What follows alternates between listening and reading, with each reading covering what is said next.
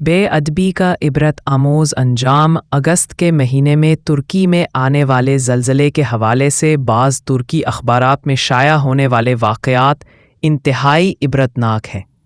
تفصیلات کے مطابق ترکی بحریہ کے کسی اڈے میں جو ساحل سمندر سے بالکل متصل تھا، رقص و سرور کی ایک مجلس منعقد ہوئی جس کے شرکاء تقریباً 3000 کے لگ بھگ تھے۔ وہاں ناچنے اور گانے والیوں کی ایک بہت بڑی تعداد نے شرکت کی اور شراب و کباب کی خوب محفل جمی۔ اس محفل کے لیے اسرائیل سے خصوصی طور پر یہودی ناچنے اور گانے والی لڑکیاں منگوائی گئیں جو انتہائی بے حیا تھیں۔ محفل میں 30 سے زائد ترک جنرل شریک تھے۔ بتایا جاتا ہے کہ جب یہ انتہائی بے حیائی اور فحش مناظر پر مبنی مجلس جاری تھی تو ایک ترک جنرل نے ایک کیپٹن کے ذریعے قرآن کریم کا ایک نسخہ منگوایا اور اس سے کہا کہ پڑھ کر سناؤ۔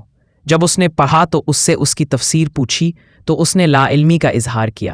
اس کے بعد مذکورہ جنرل نے قرآن کریم کے اس نسخے کو لے کر پھاڑ ڈالا اور چتے ہوئے اوراق یہودی اور ترک لڑکیوں کے قدموں کے نیچے ڈال دیے۔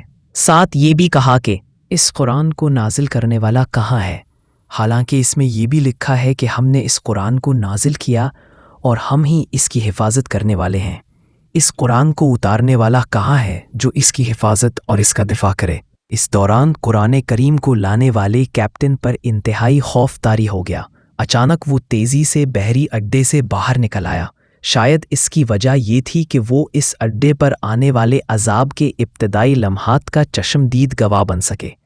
اس کے بعد انتہائی عبرت آموز واقعات اور مناظر پیش آئے۔ بتایا جاتا ہے کہ اچانک ایک خوفناک روشنی نظر آئی جس نے دیکھتے ہی دیکھتے اس پورے علاقے کو اپنی لپیٹ میں لے لیا۔ اس کے بعد سمندر پھٹ پڑا اور اس میں سے آگ کے شعلے بلند ہونے لگے، ساتھ ہی گولوں کے پھٹنے جیسی آوازیں آنے لگیں۔ پھر اللہ تعالیٰ نے اس پورے بحری اڈے کو اٹھا کر سمندر کے بیچ سے اٹھنے والی خوفناک لہروں کے درمیان پھینک دیا۔ اس کے بعد دوسرے علاقوں کو بھی زلزلے نے اپنی لپیٹ میں۔ پھر اللہ تعالیٰ نے اس پورے بحری اڈے کو اٹھا کر سمندر کے بیچ سے اٹھنے والی خوفناک لہروں کے درمیان پھینک دیا۔ اس کے بعد دوسرے علاقوں کو بھی زلزلے نے اپنی لپیٹ میں لے لیا۔ عجیب بات یہ ہے کہ اس پروگرام میں شریک ترک، امریکی اور اسرائیلی فوجیوں کی لاشوں کا کچھ پتہ نہ چل سکا کہ وہ کہاں گئیں۔ تمام تر وسائل رکھنے کے باوجود اب تک وہ لاشیں سمندر سے باہر نہ آ سکیں۔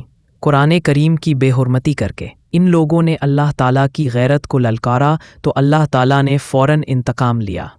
ہے کوئی نصیحت حاصل کرنے والا؟ اس کا ماخذ ہے ماہنامہ محاسن اسلام ملتان۔